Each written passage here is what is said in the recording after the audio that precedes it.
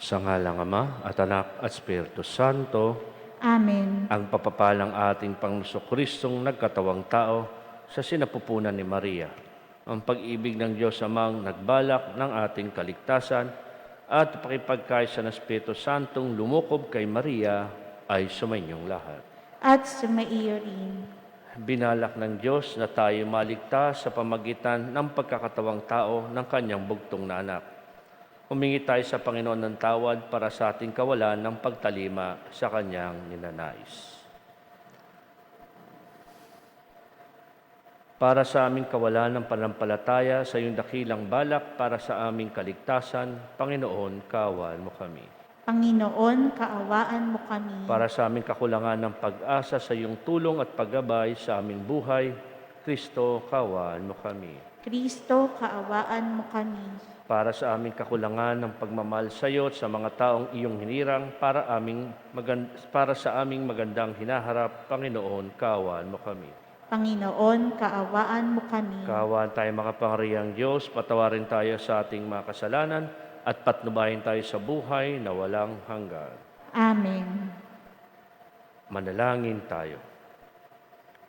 Amanay makapangyarihan, kasihan mo kami ng iyong pagmamahal upang kaming nakabatid sa pagbabalita ng anghel tungkol sa pagkakatawang tao ng anak mo ay mapakinabang sa kanyang pagpapakasakit at pagkamatay sa krus, sa pagsapit namin sa pagkabuhay niya sa langit. Sa pamagitan niya kasama Espiritu Santo magpasawalang hanggan. Amen. Tayo ngayon makinig sa pagpapahayag ng salita ng Diyos. Pinagtangkaang sakupin ni Rezin, hari ng Syria, at ni Peka, hari ng Israel, ang kaharian ng Huda. Manganganib ang pangako ng Diyos kay David hinggil sa kanyang lahi kapag nagapi si Akaz, hari ng Huda. Ang tandang ibinigay ng Diyos kay Akaz na mananatiling matatag ang lahi ni David ay ang paglilihi ng dalaga at ang pagsilang sa Mesiyas. Pagbasa mula sa kalawang aklat ni Samuel. Si David ay panatag nang nakatira sa kanyang bahay. Sa tulong ng Panginoon, hindi na siya ginagambala ng kanyang mga kaaway. Tinawag niya si Nathan at sinabi, "Nakikita mong nakatira ako sa taha ng sedro, ngunit ang kaba ng tipan ay sa tolda lamang." Sumagot si Nathan, "Isagawa mo ang iyong iniisip, sapagkat ang Panginoon ay sumaiyo." Ngunit nang gabing iyo'y sinabi ng Panginoon kay Nathan, "Ganito ang sabihin mo kay David, ipagtatayo mo ba ako ng tahanan? Inalis kita sa pagpapastol ng tupa upang gawing pinuno ng bayang Israel. Kasama mo ako sa anumang dako at lahat mong kaaway ay aking nililipol. Gagawin kong dakila ang iyong pangalan, tulad ng mga dakilang tao sa daigdig. Bibigyan ko ang Israel ng kanyang lupa at doon ko patitirahin. Wala nang gagambala sa kanila roon. Wala nang aalipin sa kanila tulad noong una. Buhat nang maglagay ako ng hukom nila, magiging payapa ka sapagkat wala nang gagambala sa iyo. Bukod dito, akong Panginoon ay magsasabi sa iyo, patatatagin ko ang iyong sambahayan. Pagkamatay mo, isa sa iyong mga anak ang ipapalit ko sa iyo. Patatatagin ko ang kanyang kaharian, kikilalanin ko siyang anak at ako na may magiging ama niya. Magiging matatag ang iyong sambahayan. Ang iyong kaharian ay hindi mawawaglit sa aking paningin at mananatili ang iyong trono." Ang salita ng Diyos. Salamat sa Diyos. Pag-ibig mong walang maliw ay lagi kong sasambitin. Pag-ibig mong walang maliw ay lagi kong sasambitin. Pag-ibig mo, poon, na di magmamaliw, ang tuwid-tuwin ay aking aawitin. Ang katapatan mo ay laging sasambitin, Yaong pag-ibig mo'y walang katapusan, sintatag ng langit ang iyong katapatan. Pag-ibig mong walang maliw ay lagi kong sasambitin. Sabi mo, Poon, ikaw ay may tipan na iyong ginawa kay David mong hirang. At ito ang iyong pangakong iniwan. Isa sa lahi mo'y laging maghahari, ang kaharian mo ay mamamalagi. Pag-ibig mong walang maliw ay lagi kong sasambitin. Ako'y tatawaging ama niya Diyos, tagapagsanggalang niya at manunubos. Ang aking pangako sa kanya'y iiral at mananatili sa kanyang tipan. Pag-ibig mong walang maliw ay lagi kong sasambitin. Itinuturo ni San Pablo sa mga taga-Roma ang pagiging tunay na Diyos at tunay na tao ng Panginoong Hesukristo. Ang katotohanan ito ang siyang ugat ng kaligtasan. Mapasa atin nawa ang kaligtasang dulot ni Kristo. Pagbasa mula sa sulat ni Apostol San Pablo sa mga taga-Roma. Mga kapatid, purihin ang Diyos na makapagpapatibay sa inyo sa pamamagitan ng mabubuting balita tungkol kay Hesukristo na ipinangangaral ko sa inyo. Ang mabuting balitang iyan ay isang hiwaga na nalihim sa loob ng mahabang panahon at sa utos ng walang hanggang Diyos ay nahayag ngayon sa mga hintil upang sila'y manalig at tumalima kay Kristo. Ang lahat ng iyan ay ayon sa mga sulat ng mga propeta. Sa iisang Diyos ang marunong ka sa lahat. Sa Kanya iuukol ang papuri magpakailanman sa pamamagitan ni Hesukristo. Amen. Ang salita ng Diyos. Salamat sa Diyos. Tayo ngayon magbigay galang sa banal na Ebanghelyo.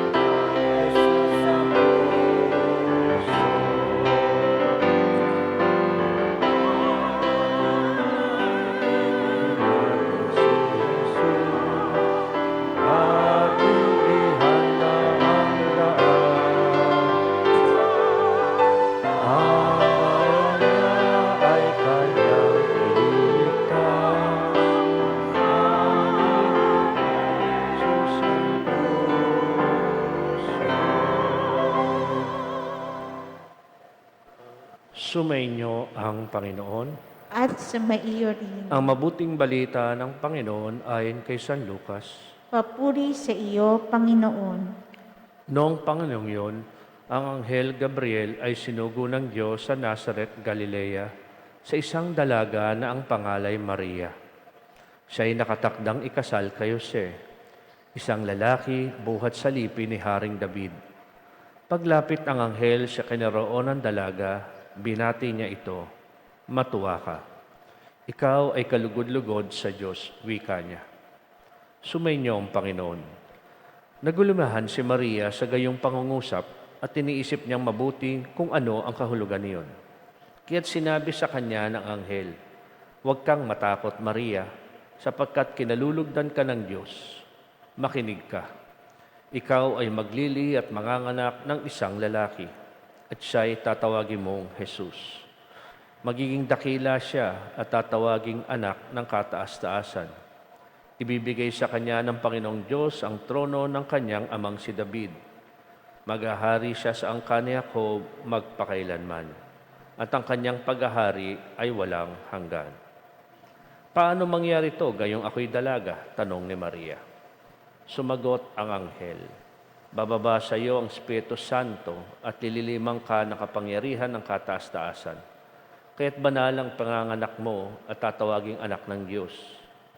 Natatandaan mo yung mag-anak na si Elizabeth. Alam na lahat na siya'y baog, ngunit nagliis siya sa kabila ng kanyang katandaan. At ngayon ika-6 na buwan na ng kanyang pagdadalang tao, sapagkat walang hindi mapangyayari ang Diyos. Sumagot si Maria, "Ako'y alipin ng Panginoon. Mangyari sa akin ang iyong sinabi." At nilisan siya ng anghel. Mga kapatid, ang mabuting balita ng Panginoon. Pinupuri ka namin, Panginoong Heso Kristo. Tayo ngayon makinig sa homilya. Magandang umaga sa inyong lahat. At siyempre, magandang umaga rin sa ating mga nanonood sa ating live streaming. Ilan ba sa atin ang mga nagplano para ngayong darating na Pasko pero hindi natuloy?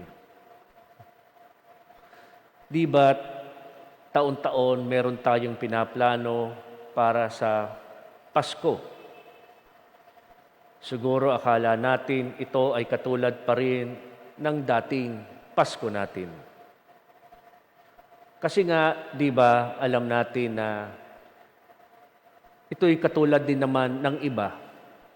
Hindi ko nagawa last year, yung Pasko, this year, no?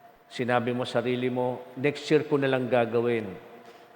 O siguro na ipangako mo sa iba, next year na lang tayo mamamasyal, hindi tayo nakaipon ngayon. O next year, ito, magkakaroon tayo ng grandeng pangkain, no? Para maganda at maayos ang lahat, no? So, meron tayong mga binabalak sa buhay natin sa pang-araw-araw. At alam natin, kaya natin ito pinaplano kasi gusto nating mangyari. Kaya nga, magandang tanungin sa ating mga sarili. Anong naramdaman mo nung nang hindi natuloy ang mga plano mo? Nagpaplano ka kasi gusto mo mangyari yun. Magpaplano ka kasi feeling mo okay yun.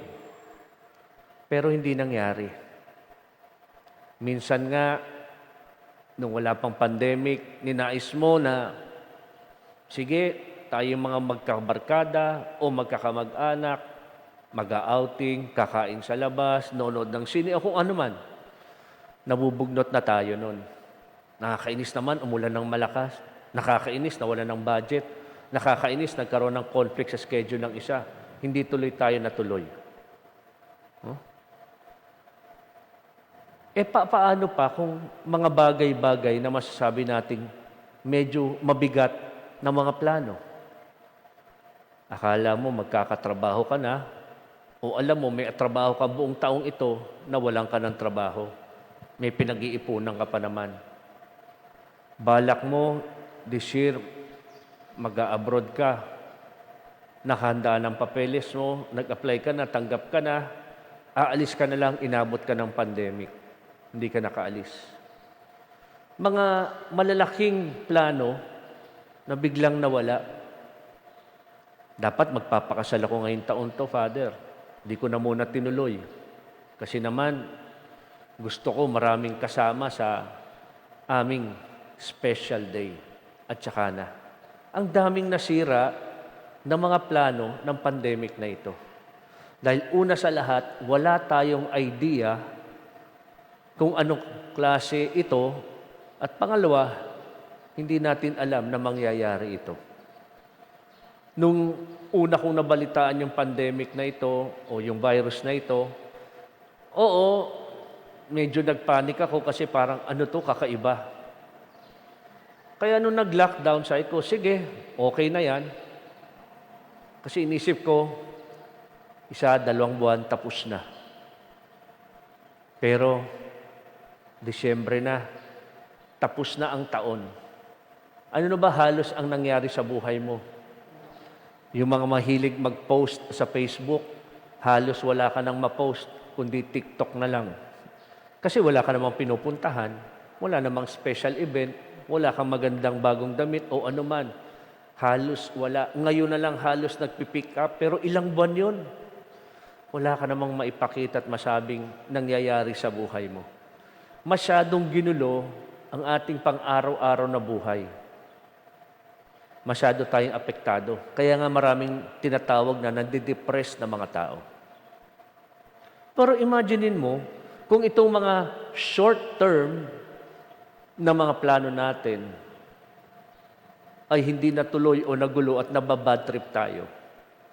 Sipin mo yung panghabang buhay na plano ni Maria na nagulo. Balak lang niya maging simpleng asawa ni Jose. Mamuhay ng simple. Pero ito, dumating ang anghel ng Diyos na nagsasabi sa kanyang, ikaw ay maglilihi at magkakaroon ng anak na magiging tagapagligtas. Ikaw ay magiging ina ng Diyos. Talagang alam natin kung gaano nabigla si Maria. Bakit? Sapagkat ito'y hindi panandalian. No? Para sa isang buwan, ito mangyayari sa iyo. O para sa isang taon, ganito. Hindi. Ikaw ay magiging ina ng Diyos. Forever na yon. Kaya nga, hindi katakataka kung siya'y nagulat.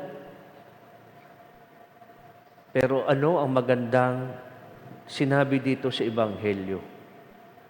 Nung si Maria ay nagulat nang marinig niya, sabi nga rito, nagumilahanan si Maria sa gayong pangungusap. At inisip niyang mabuti kung ano ang kahulugan niyon. Palagay ko, ito yung magandang sinabi rito. No? Tayo, pag may mga plano tayo at gusto mangyari sa buhay natin, ba? Tayo mismo, minsan nagagalit tayo sa Diyos. Minsan tayo, bakit ganito? Di ba? Lord, ano ba to? Lord, pambihira naman, hindi ako mahal ng Diyos. Kasi ito lang ang gusto ko. Alam ko ito makakabuti sa akin, pero hindi binigay. Bakit ako patuloy na pinapahirapan ng Diyos? Bakit ganito? Bakit ganyan? Ang dami nating tanong. Pero si Maria, anong sinabi dito? Inisip niyang mabuti kung ano ang kahulugan nito. Ito'y isang magandang paalala para sa atin. Para instead na magreklamo, ay pag-isipan, Lord, bakit kaya? Lord, bakit nangyari ito? Sa mga taong laging nagtatanong sa akin, Father, bakit ganito? Father, bakit ganyan? Bakit? Ang daming tanong. Sabi ko, bakit? Pag nagtanong ka ba, may makukuha kang sagot? May mga ibang bagay na talagang hindi natin maintindihan kung bakit ganyan ang nangyayari. May kaibigan ako, kapatid nila, nalunod last week sa Lawa. Kasi trabaho nilang maglinis ng mga dumi sa dagat at naisipang mag-extra, mangisda habang naglilinis dahil kailangan nila ng pangkain. Tumaob ang bangka, naligtas ang lahat, siya lang hindi. Hinanap, hindi makita, after 3 days at saka lumutang, patay na. Bumisita ako 2 days ago at sa kanila at ang bigat-bigat ng kalooban nila. Bakit? Dahil lang sa paghahanap ng pagkain, ito ang naging kapalit. Ngayong magpapasko pa naman. Ang daming tanong. Pero nga yun din ang sinasabi ko.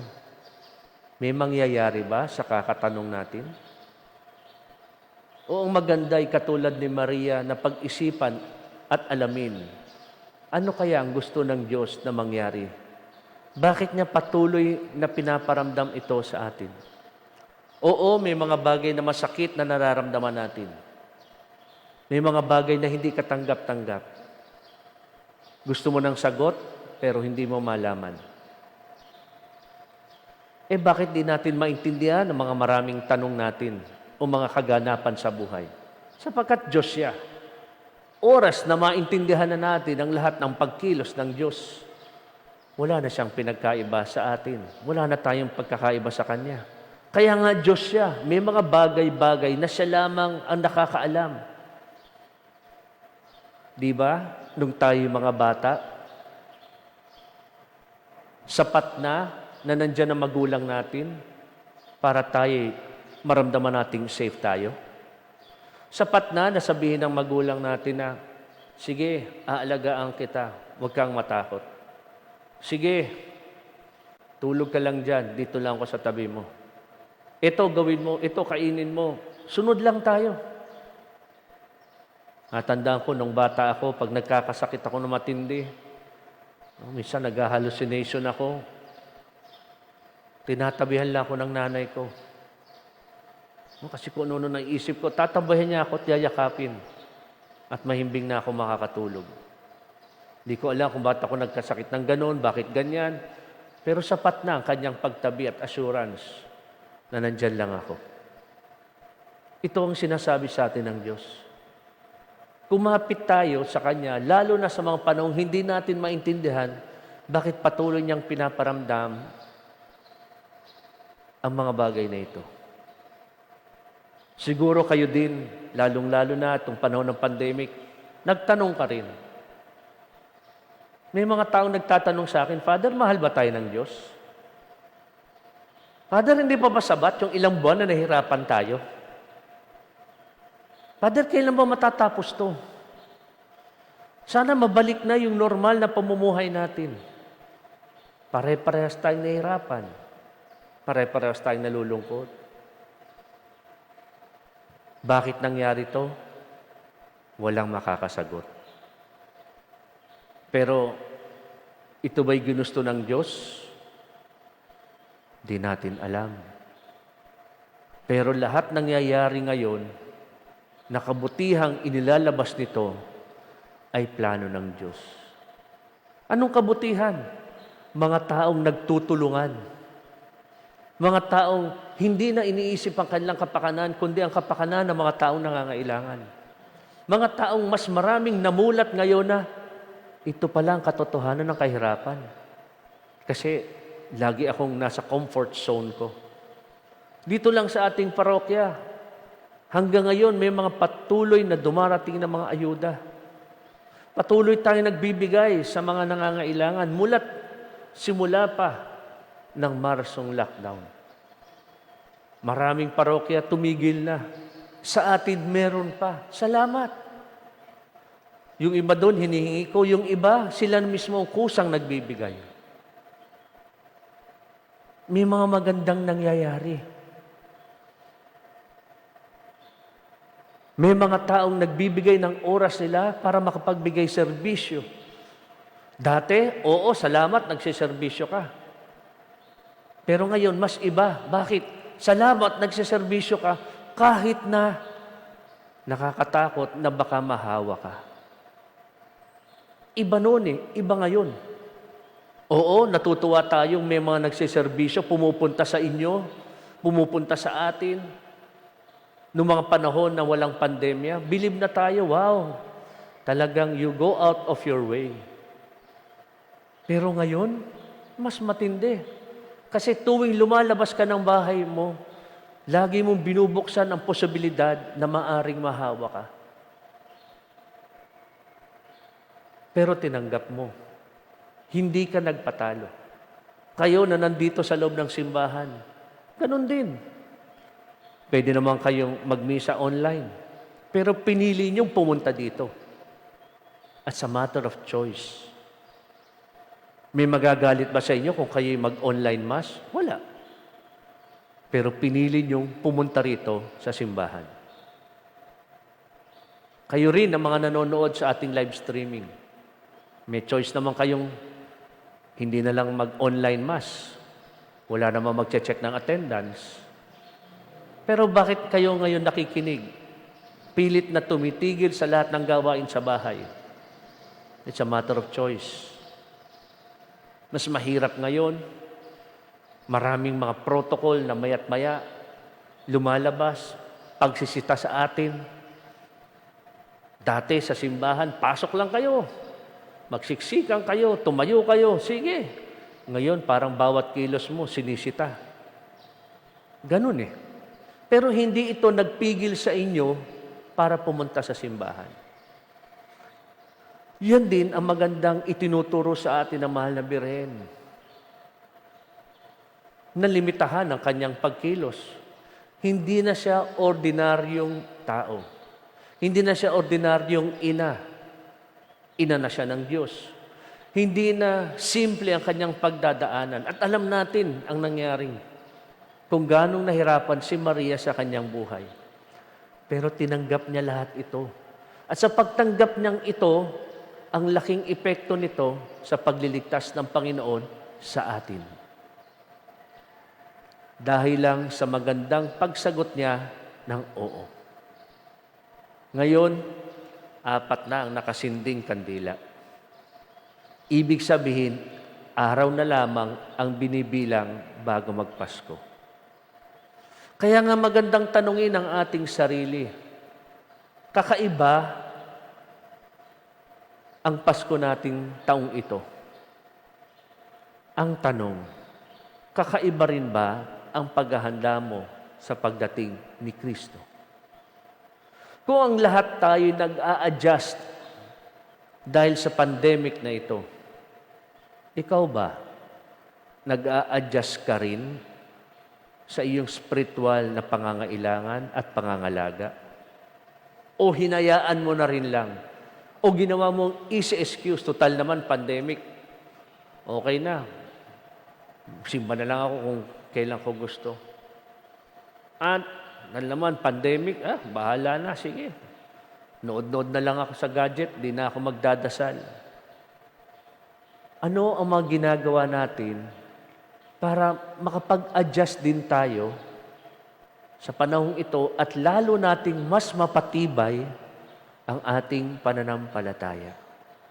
Sana maging iba ang Paskong ito, hindi dahil sa pandemic. Dati ang Pasko namin, nasa labas kami. Dati ang Pasko namin, ang daming pagkain. Dati ang Pasko namin, nanonood kami ng sine. Dati ang Pasko namin, namamasyal kami. Dati ang Pasko namin, ililista natin lahat yan. Ngayon, wala na yan. Kakaiba. Kamusta naman ang pamumuhay spiritual mo? Kakaiba rin ba? Meron din ba siyang tatak na kakaiba ngayon? Salamat, magpapasko na, mas malapit ako sa Diyos ngayon. Dahil nabigyan ako ng maraming oras para ilaan sa Kanya dahil pandemic. Salamat dahil sa pandemic na ito, mas naging maalalahanin ako sa kapwa akong naghihirap kasi pare-pareho kaming apektado. Sana may ganun. Sana meron tayong tingnan sa ating mga sarili para sabing, meron akong pinagbabago. Meron akong binabago. At ito'y paninindigan ko. Kung ang Pasko man ay naiba sa taong ito, sisiguraduhin ko na may iba rin ang aking pamumuhay espiritual. Tingnan natin si Maria. Si Maria ay naging bukas sa plano ng Diyos, bagamat siya'y napakaraming may mga plano na sa buhay niya. Tayo rin, patuloy na sinasabihan ng Diyos, maging bukas kayo. Ang dami niyong plano, ang daming na iba, pero hanggat maari, gawin natin ang nararapat. At ito'y walang iba, kundi ang patuloy ng pagbukas ng ating kalooban sa Diyos, katulad ni Maria. Sana itong ilang araw na natitira, bago magpasko, mas maging taimtim ang ating paghahandang pang-espiritual. Tingnan natin kung papaano natin may iba ang Paskong ito. Huwag nating hayaan na ang pandemyang ito ang magpaiba ng Pasko natin. Huwag tayong magpadikta sa virus na ito. Tayo ang magdikta. Paano ko iibahin ang Paskong ito na maging makabuluhan sa akin at sa mga taong nasa paligid ko. Sumasampalataya ako sa Diyos amang makapangyarihan sa lahat, na may gawa ng langit at lupa, Sumasampalataya ako kay Jesucristong iisang anak ng Diyos, Panginoon nating lahat, nagkatawang tao siya ng Espiritu Santo, ipinanganak ni Santa Maria ang Birhen, pinagpakasakin ni Poncio Pilato, ipinako sa krus, namatay, nilibing, nanaog sa kinaroroonan ng mga yumao, na may 3 araw nabuhay na mag-uli, umakyat sa langit, naluklok sa kanan ng Diyos amang makapangyarihan sa lahat. Doon magmumula ang paririto at hukom sa nabubuhay at namatay na tao. Sumasampalataya naman ako sa Diyos Espiritu Santo, sa banal na simbahang katolika, sa kasamahan ng mga banal, sa kapatawaran ng mga kasalanan, sa pagkabuhay na muli na matay tao, at sa buhay na walang hanggan. Amen. Ang pagtalima sa mahiwagang balak ng Diyos ang magdudulot sa atin ng kaligtasan. Puno ng tiwala sa karunungan at kapangyarihan ng Diyos, tumawag tayo sa Kanya at sambitin, O Diyos naming tapat, dinggin mo kami. O Diyos naming tapat, dinggin mo kami. Para sa mga namumuno sa simbahan, upang pangunahan nila ang bayan ng Diyos sa paghahanap ng kalooban ng Diyos at sa pagsunod sa Kanyang ninanais, manalangin tayo. O Diyos naming tapat, dinggin mo kami. Para sa mga namumuno sa ating bansa, upang mahanap nila ang daan tungo sa mabisang pag-ahon ng ating mga kababayan sa mga pahirap na dala ng COVID-19 pandemic, manalangin tayo. O Diyos naming tapat, dinggin mo kami. Para sa nalalapit na pagdiriwang ng ikalimang daang taong pagdating ng pananampalatayang Kristiyano sa ating bayan, upang ito ay magdulot ng tibay ng loob sa lahat, upang hanapin ang makakatulong sa lahat para matugunan ang mga suliranin dala ng COVID-19 pandemic, manalangin tayo sa Panginoon. O Diyos, Ama naming tapat, dinggin mo kami. Para sa mga taong nagtatanim ng sama ng loob at nagsasaboy ng pagkawatak-watak ng mga tao upang maghilom ang kanilang mga sugatang damdamin at makita nila sa pagpapatawad ang landas tungo sa pagkakabuklod, manalangin tayo sa Panginoon. O Diyos naming tapat, dinggin mo kami. Para sa ating lahat na nagkakatipon sa pamayanang ito, upang maging bukas ang ating loob sa pagtuklas sa kalooban ng Diyos at sa masigasig na pagsasabuhay nito, manalangin tayo sa Panginoon. O Diyos naming tapat, dinggin mo kami. Tahimik nating ipanalangin ang ating mga sariling kahilingan. Manalangin tayo. Diyos naming tapat, dinggin mo kami. O Diyos na puno ng karunungan at kabutihan, isugo mo sa amin ang Espiritong Banal upang mapasa amin ang linaw ng isip na mahanap ang iyong kaloob at ang lakas ng loob para matupad ang iyong ninanais. Hiling namin ang mga ito sa pamagitan ng anak, Jesucristong aming Panginoon. Amen. Tayong ngayon makibahagi sa pag-aalay.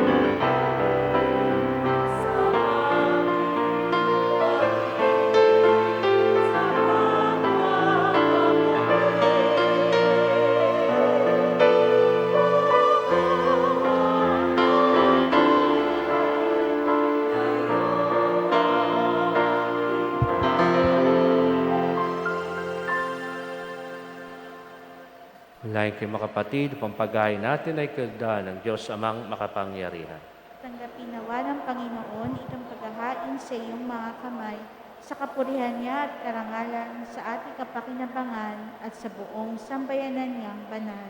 Manaming lumika ang mga alay naming nakahain sa iyong dambana, ay pabalinawa ng paglukob ng banal na Espiritu na pumupuspos sa sinapupunan ng mahal na Birheng Maria upang magdalang tao at magsilang sa iyong anak na siyang namamagitan, magpasawalang hanggan. Amen. Sumainyo ang Panginoon. At sa maiyo Taas sa rin, Diyos ang inyong puso't diwa. tinaas na namin sa Panginoon. Pasalamatan natin ng Panginoong ating Diyos. Marapat na siya'y pasalamatan. Manay makapangyarihan, tunay marapat na ikaw ay aming pasalamatan sa pamumuso Kristo naming Panginoon. Ang pagsugo mo sa Kanya ay pinahayag ng lahat ng mga propeta. Ang pagsilang niya ay pinanabikan ng mahal na Birheng Kanyang inang tunay sa kapangyarihan ng Espiritong Banal.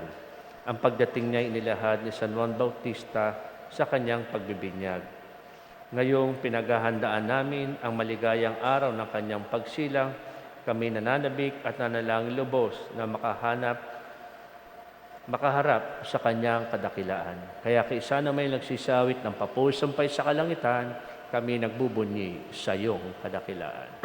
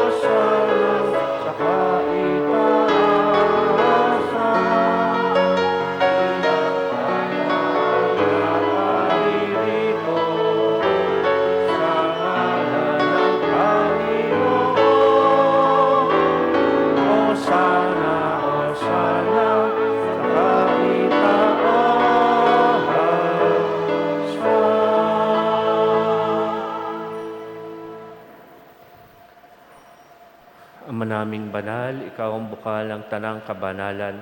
Kaya sa pamagitan ng Espiritu may banal ang mga kaloob na ito, pang para sa aming maging katawan at dugo ng aming Panginoong Hesukristo.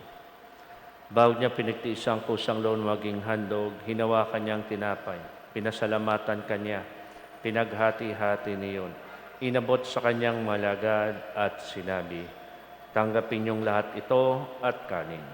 Ito ang aking katawan na ihahandog para sa inyo.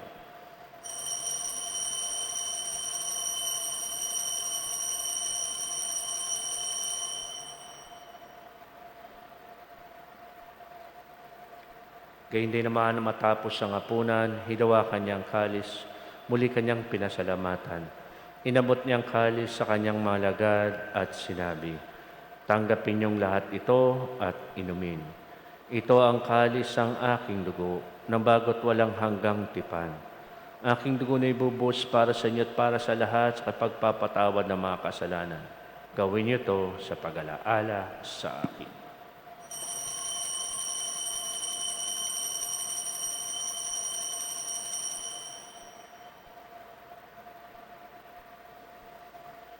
Pagbunyi natin misteryo ng pananampalataya. Si Kristo ay gunitain, sarili ay inihain, bilang pagkait inuming pinagsasaluhan natin hanggang sa siya'y dumating. Ama, ginagawa namin ngayong pag-alaala sa pagkamatay at muling pagkabuhay ng iyong anak. Kaya talay namin sa iyong tinapay nagbibigay buhay at ang kalis nagkakalom ng kaligtasan. Kami nagpapasalamat dahil kayo marapat tumayo sa harap mo para maglingkod sa iyo. Sinasamo namin kaming nagsasalo-salo sa katawan dugo ni Kristo ay mabuklod sa pagkakais pamagitan ng Espiritu Santo. Ama, lingapin mo yung simbahang laganap sa buong daigdig. Puspusin mo kami sa pag-ibig. Kay San Francisco naming Santo Papa, ni Broderick naming tagapangasiwa at ng Tanang Kaparian. Alahanin mo rin mga kapatid naming nahimlay na may pag-asang sila'y muling mabubuhay. Gayun din lahat ng mga pumanaw. Kawan mo sila at patuloyin sa iyong kaliwanagan. Kawa ng pagdapati kaming lahat na makasalo sa iyong buhay na walang wakas. Kaysa na mahal na Birhen Maria ng Diyos, kaysa ng kabiyak na puso niyang si San Jose, kaysa ng mga apostol, kaysa ni San Juan Bosco at lahat ng mga banal, na mo'y sigdig ng kalugod-lugod sa iyo. May pagdiwang wanayang pagpuris kararangal mo sa pamagitan ng anak naming Panginoong Heso Kristo.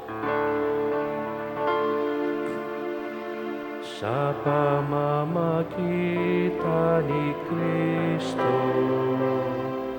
kasama niya at sa Kanya, ang lahat ng parangal at papuri ay sa iyo, Diyos Ama, makapangyarihan, kasama ng Espiritu Santo, magpasawalang hanggan.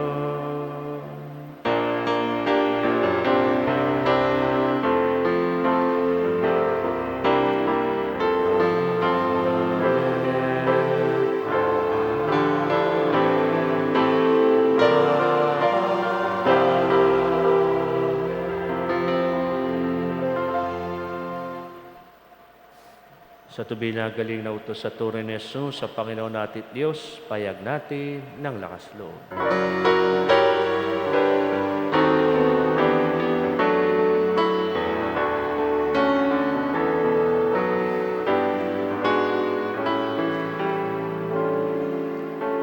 Manaming sumasalangit ka, sambahin ang ngalan mo, mapasa amin ang kaharian mo, sundin ang loob mo, dito sa lupa para lang sa langit. Bigyan mo po kami ngayon ng aming kakanin sa araw-araw, at patawarin mo kami sa aming mga sala, para ng pagpapatawad namin sa nagkakasala sa amin, at huwag mo kaming ipahintulot sa tukso. Iadya mo kami sa lahat ng masama. Hiling namin kami diya sa lahat ng masama, pagkalooban ng kapayapaan araw-araw. Iligtas sa kasala at Diyos sa lahat ng kapamakan, samantalang aming pinanabikan ang dakilang araw papapahayag ng tagapagligtas naming si Heso Kristo. Sapagkat sa iyo ang kaharian at ang kapangyarihan at ang kapurihan magpakailanman. Amen. Panginoong Kristo, sinabi sa mga apostol, kapayapaan iwan ko sa inyo. Ang aking kapayapaan ay binibigay ko sa inyo. Tungyan mo ang aming palapatwag, aming mga pagkakasala. Pagkalooban mo kami na kapayapa at pagkakaisa yun sa iyong kalooban. Kasama Espiritu Santo, magpasawalang hanggan. Amen. Ang kapayapaan ng Panginoon ay laging sumainyo. At sa maiyo rin. Magbigayan kayo ng kapayapaan sa isa't isa.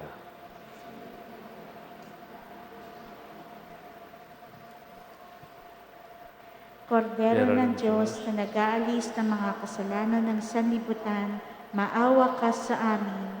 Kordero ng Diyos na nag-aalis ng mga kasalanan ng sanlibutan, maawa ka sa amin. Kordero ng Diyos na nag-aalis ng mga kasalanan ng sanlibutan, ipagkaloob mo sa amin ang kapayapaan.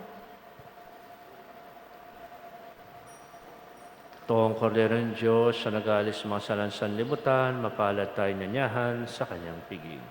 Panginoon, hindi ako karapat-dapat na magpatuloy sa iyo, Ngunit sa isang salita mo lamang ay gagaling na ako. Katawan ni Kristo, Amen.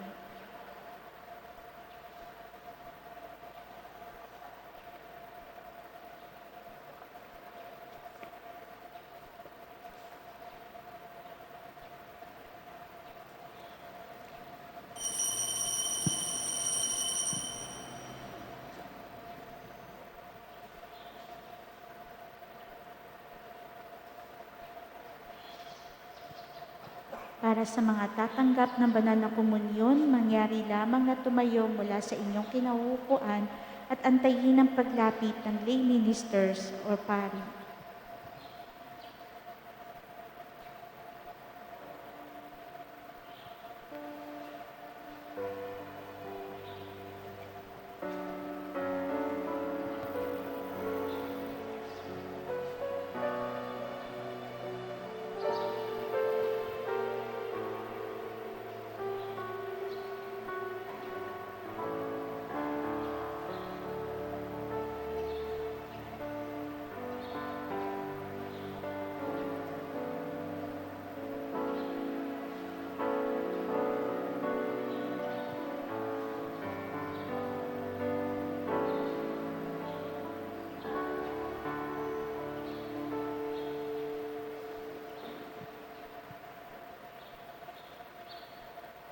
Para sa mga nanonood sa kanilang tahanan, ating dasalin ng espiritual na komunyon.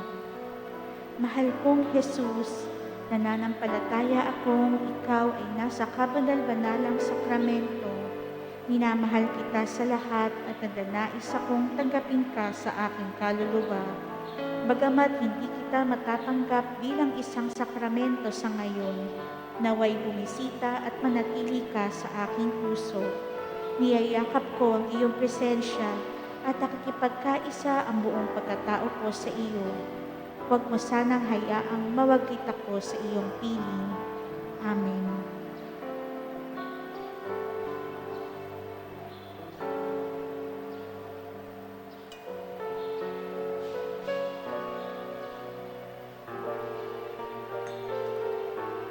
Ating dasalin ang Oratio Imperata laban sa paglaganap ng COVID-19.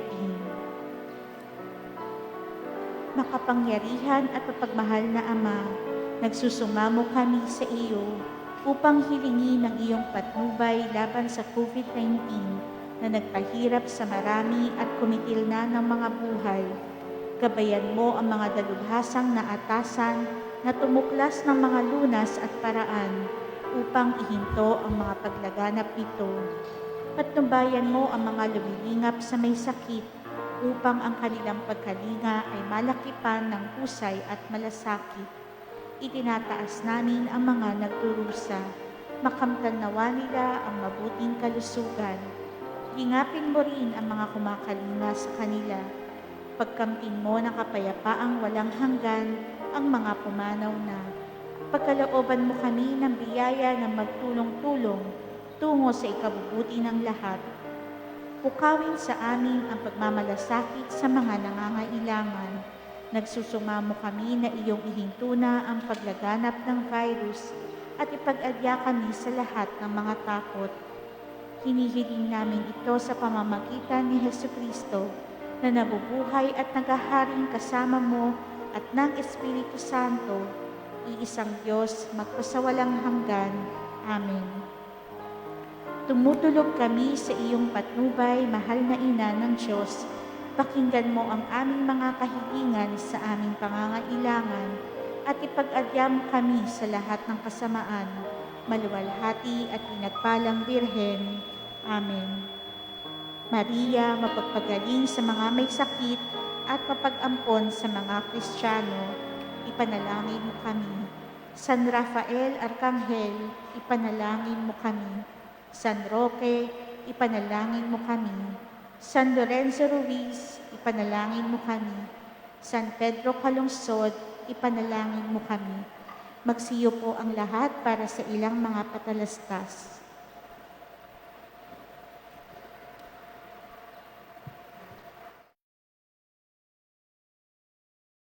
Piso ko, alay ko para sa aransel. Patuloy pa rin ang ating kampanya.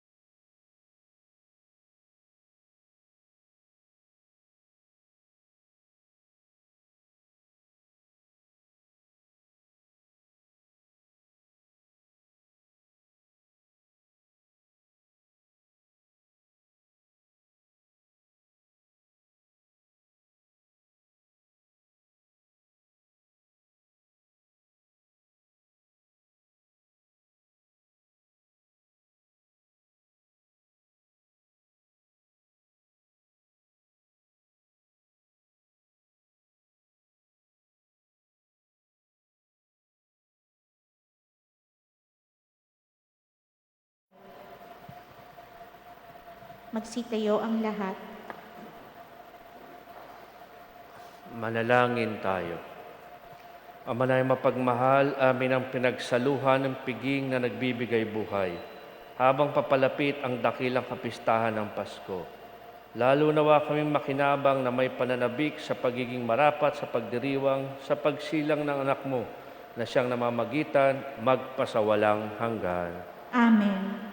Sumainyo ang Panginoon. At sumaiyo rin. Magsiyukot panlangin ng pagpapala ng Diyos.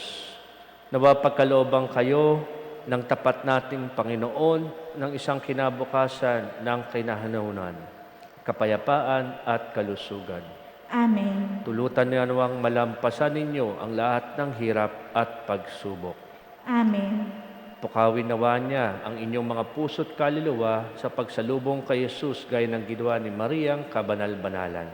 Amen. Palain kayo ng mga pangrihang Diyos, Ama, Anak, Espiritu Santo.